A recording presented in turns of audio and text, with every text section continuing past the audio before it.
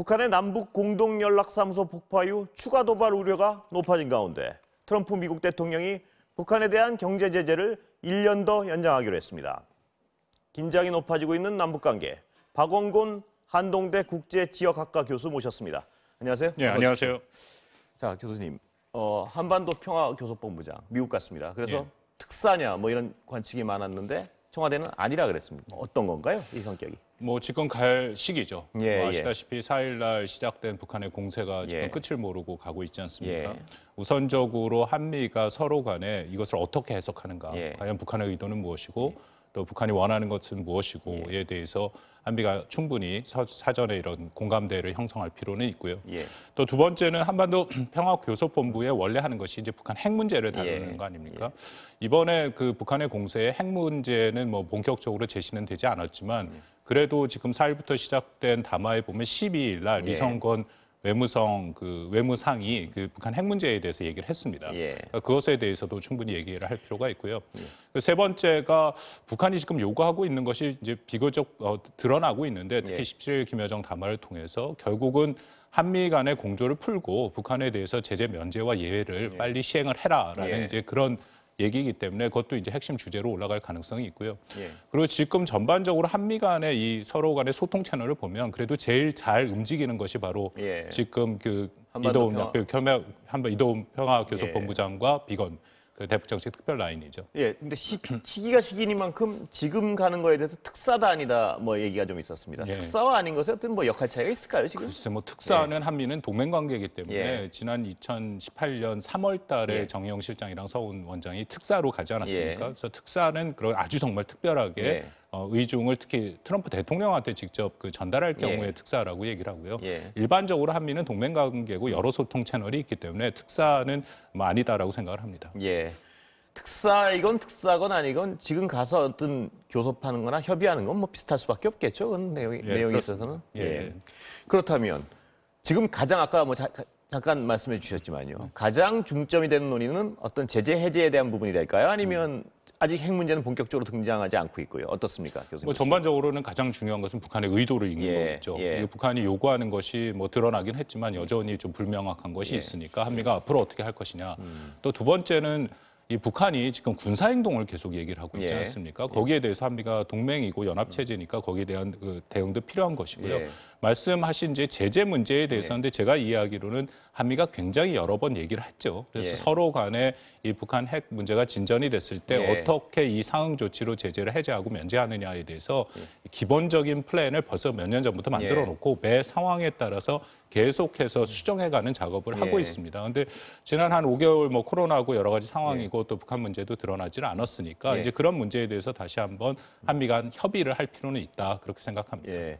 북한은 지금 자신들은 이 행동도 했고 이것도 했고 이것도 했는데 미국은 전혀 꼼짝도 하지 않는다. 이런 인식이 깔려 있는 것 같습니다. 거기에 대해서 미국에 대해서 설득하려는 작업이 좀 있을까요? 어떻습니까? 우리 정부로서는. 미국의 입장에서는 좀 자신들은 억울하다고 얘기를 하는데요. 작년 10월 달에 스웨덴 스톡홀름에서 미국 실무협상이 있지 않았습니까? 그때 제가 이야기로는 미국이 이제 상당한 상응 조치를 준비해 갔습니다. 그래서 북한이 이러이러한 조치를 할 경우에 거기에 따라서 상당한 상응 조치를 하는데 북한이 그 당시 뭐 기억하시겠지만 일방적으로 이른바 발정권과 상정권을 미국이 선조치해라 그렇게 해갖고 회담을 결렬시키지 않았습니까? 물론 2월 하노이 회담에서는 이제 미국이 결렬을 시켰는데요. 그 다음에 이제 미국의 입장에서는 한국과 협의를 해서 계속 대화를 하자. 그러니까 북한이 그렇게 얘기를 하는데 알았다. 그 대신에 그것을 어떤 단계를 갖고 뭘 대상으로 하고 거기에 따라서 한미가 준비한 상응 조치는 어떻게 가는 것이 좋겠다 했는데 작년 10월 이후부터는 사실상 북한이 그 회담 대화에 임하지 않고 있는 그런 상황이죠. 그럼 북한은 미국이 안 움직이고 있다고 주장하고요. 뭐 서로 어떤 그런 주장을 하는 것 같은데 북한의 어떤 속내는 뭔가요, 지금? 이 교수님 보시기에는. 지금 17일 결국 이게 김여정으로 시작해서 계속 김여정으로 끝난다라는 생각을 하는데요. 4일 날 김여정이 처음 담화를 발표했고 13일 날 했고 17일 날 이제 마지막 담화가 매우 거칠게 나왔죠. 우리 대통령을 향한. 근데 그 내용도 있었고 나머지 핵심 내용은 자신들이 원하는 것이 좀 드러났습니다. 일단은 한미 공조가 민족 공조보다 우선이냐. 한미 공조를 파기해라라는 얘기고요. 그것을 통해서 일단 그 금강산과 개성같이 민족 사업을 무조건 해라. 제재 이탈해서. 그게 첫 번째. 사업도 하고 하라는 얘기고 만약에 그것이 어렵다면 적극적으로 한국 정부가 지금보다 더 적극적으로 미국을 설득해라. 라는 게 이제 두 번째 의미라고 생각하고요. 일부에서는 이것이 어차피 굉장히 어렵고 그 제재라는 것이 사실 트럼프 대통령이 혼자 결심한다고 되는 게 아닙니다. 미국 국내법으로 묶여 있기 때문에 미 의회가 움직여야 되거든요. 그러니까 북한도 이것을 잘 알고 있다는 거죠. 그렇다면 그 다음 단계 도발을 위한 명분이 아닌가 이제 그런 해석도 제기되고 있습니다. 있죠. 그러나 도발의 강도를 높이는 데는요. 북한에 뭘 얻기 위한 건가요? 지금 계속 보시기에. 지금 봐서는 북한이 그 경제적인 어려움이 매우 크습니다. 그거는 뭐 여러 가지로 확인이 되고요. 특히 지난 5월에 우리 국정원에서 국회 보고를 할 때 평양에서도조차 사재기가 지금 일어나고 있다라고 얘기를 하니까 나타난 모습을 보면 일단 북한 내부의 민심을 좀 다독이는 거죠. 그러니까 북한이 늘 하던 방식으로 지금도 보면 굉장히 거칠게 남한 정부와 탈북자를 지금 비난하고 있지 않습니까? 대규모 군중 집회를 동원하고 있고요. 그것을 통해서 자신들의 경제적인 어려움을 지금 돌리려고 하는 모습이 있고요. 두 번째는 아까 말씀드린 것처럼 어떻게든지 이 경제난을 헤쳐나가기 위해서는 한국이 더 적극적으로 역할을 해야 된다. 미국의 제재 완화를 위해 역할을 하라 이걸로 해석하시는 건가요? 그 가능성을 지금 그런 압박을 지금 한국한테 계속 가하고 있다 그렇게 보입니다. 그런데 오늘 새벽에요. 미국 행정부는 트럼프 행정부는 제재 1년 연장하겠다고 탁 발표했습니다. 이건 어떻게 해서? 이거는 뭐 그 새로운 것은 아니고요. 뭐 많이들 아실 것 같은데 조지 W 부시 행정부 때 처음 시작이 됐습니다. 그리고 행정부를 오바마 트럼프까지 오면서 총 6개의 행정명령이고요.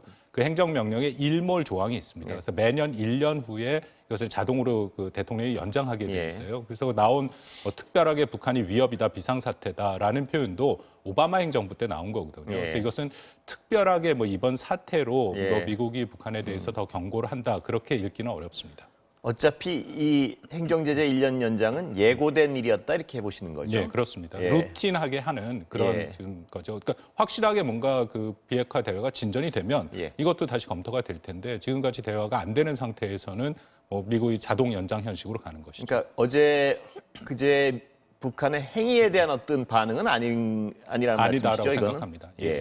자, 그렇다면 이제 긴장 완화를 위해서 미국과 우리가 무엇인가 움직여야 될 텐데요. 가능한 방안은 뭐가 있을까요, 지금? 일단 뭐 그게 가장 우려되는 것이죠. 왜냐하면 지금 4일 그 김여정 담화부터 보면은 그 예고한 대로 계속 가고 있지 않습니까? 그렇다면 다음 예고는 이미 총참모부에 지시를 했다라고 하고 총참모부가 오늘도 또 얘기를 했는데 검토를 하고 있다라고 해서 이제 3가지 그 군사적인 조치가 얘기가 되고 있는데요. 그 군사적인 조치를 막아야죠.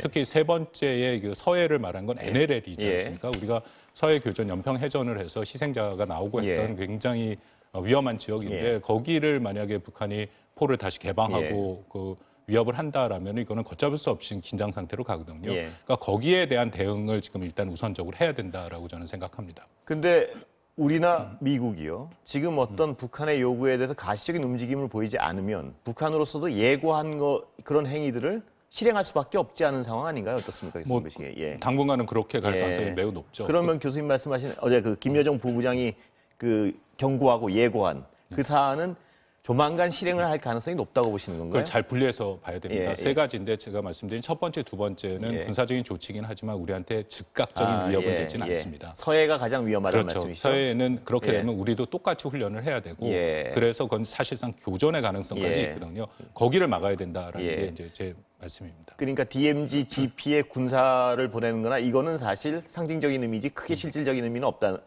말씀이시죠? 없다는 것이고요. 또 하나 북한의 이번 그 예고를 보면 말 그대로 예고를 하고 있습니다. 그래서 실질적으로 우리가 2010년에 경험을 했던 연평도 같은 그 공격을 한다면 그것은 기습 도발이 되는 거죠. 그래서 지금으로는 좀 조심스럽습니다만 그렇게 보여주기식 무력 시위로 일단 움직일 가능성이 좀 크다. 근데 그것도 이제 계속 되다 보면은 이것이 한반도의 이제 군사적인 긴장, 실질적인 군사적인 긴장이 높아질 수가 있거든요.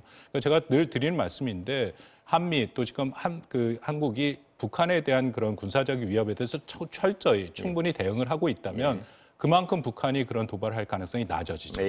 그만큼 해봤자 자신들의 목적을 달성할 가능성이 낮아지면 그 가능성은 줄어들거든요. 그 지금 상황은 굉장히 악화되고 있는 상황인데요, 보시기에. 근데 방금 교수님 말씀하셨지만 북한이 예고를 하고 있다는 부분은 어느 정도 북한도 상황을 통제하면서 가겠다는 걸로 해석할 수 있는 건가요? 현재로서는 그렇죠. 예. 지금 뭐 특히 김여정 제1부부장이 나서고 사실 김정은 위원장은 지금 뒤로 빠져 있지 않습니까?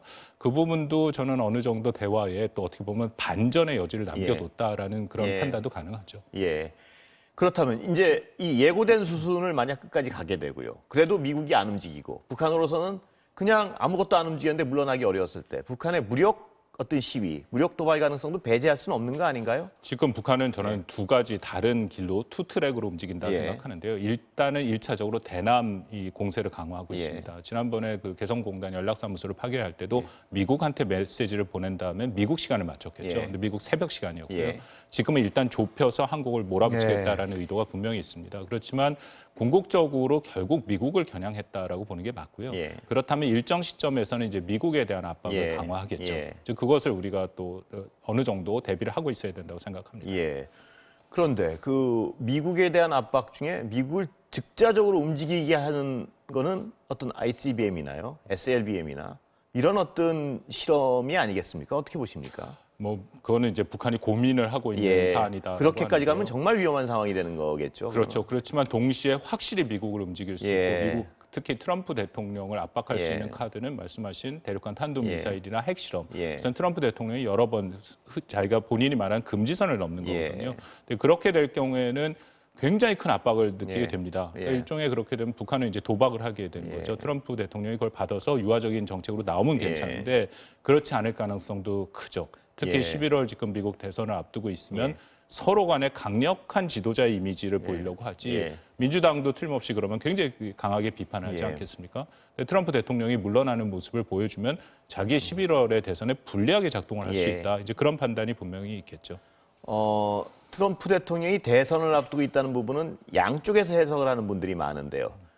지금 사태 해결을 위해서 불리하다고 생각하시는 쪽이 좀 다수인 것 같습니다. 어떻습니까, 교수님 보시기에는? 지금 트럼프 대통령 입장에서는 북한이 원하는 어떤 그런 유예나 그런 좀 그 양보를 할 수 있는 상황은 아니다라고 보입니다. 왜냐하면 이거 외에도 지금 트럼프 대통령이 굉장히 공경에 처해 있죠. 코로나19도 있고 더불어서 인종 문제까지 불거지고 있는 상황인데 여기서 북한한테 뭔가 양보를 했다면은 미국 내 언론이라든지 특히 민주당에서 조 바이든 후보는 이미 대북 정책에 대해서 얘기를 하고 있고요. 특히 이 개성공단 이 연락사무소를 파괴한 거에 대해서 미국 언론을 보셨겠지만 트럼프 대통령을 비판하고 있거든요. 트럼프 대통령의 대북 정책이 결국 실패했다라는 게 미국 주류 언론의 해석이기 때문에 이런 상황에서 트럼프 대통령이 어떻게 북한의 전향적인 조치 없이 물러난다면 이건 대선에서 악재로 작용할 수가 있죠.